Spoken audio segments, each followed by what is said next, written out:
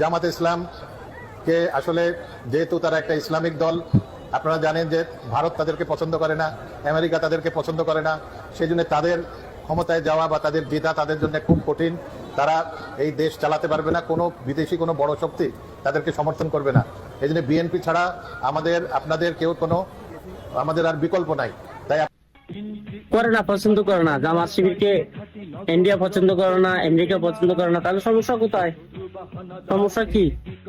India পছন্দ করুক বা না করুক, সমস্যা তো নাই। হ্যাঁ, ইন্ডিয়ার দালালি করিস না রে পুত, ইন্ডিয়ার দালালি করিস না।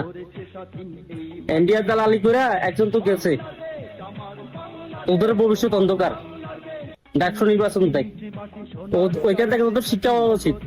বাংলাদেশের জন্য তার এগুলা খায় না, ইন্ডিয়ার দালালিও করবো না, বুঝতে পারছিস? দরকার হলো বাংলাদেশের জন্য জীবন দিব, তারপরে ইন্ডিয়ার দালালি করবো না ওদের মতো।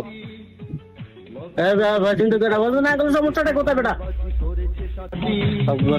বাংলাদেশ আমার বাংলাদেশ, তোমার বাংলাদেশ।